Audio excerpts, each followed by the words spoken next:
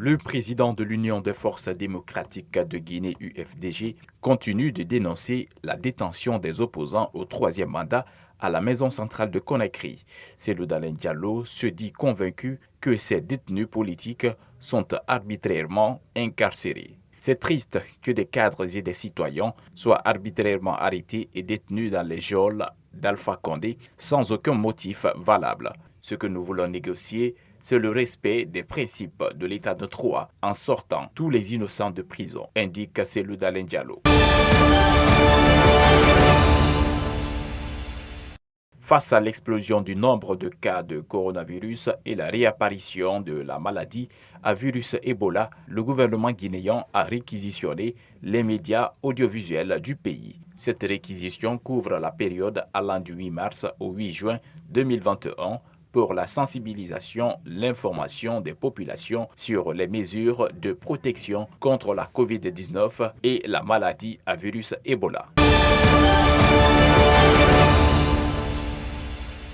Des centres d'isolement installés en face de la sous-préfecture de Gouéké, en Zérékoré, berceau de la maladie à virus Ebola, réapparue en Guinée début février, ont été incendiés par un groupe de jeunes mécontents.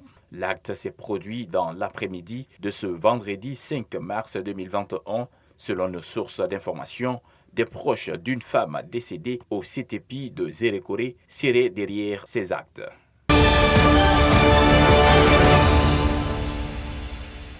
La campagne électorale pour la présidentielle du 21 mars au Congo-Brazzaville a débuté vendredi 5 mars à 77 ans, dont 36 cumulés à la tête du pays. Le président sortant, Denis Sassou Nguesso, brigue un quatrième mandat.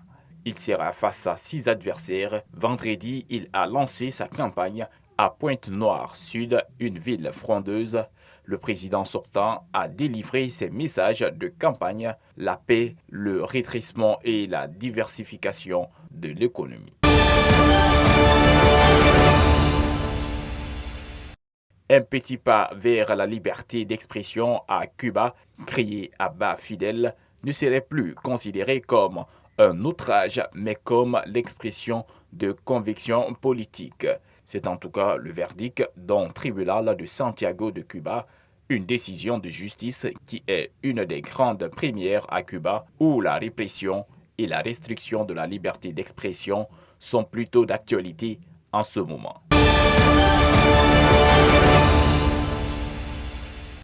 En France, le Premier ministre et le ministre de la Santé ont appelé solennellement les personnels soignants à se faire vacciner contre la COVID-19. Ils n'excluent pas la possibilité de la rendre obligatoire. Seul un soignant sur 3 est vacciné contre le coronavirus, une attitude qui pourrait compromettre la lutte contre la pandémie, s'inquiète le gouvernement.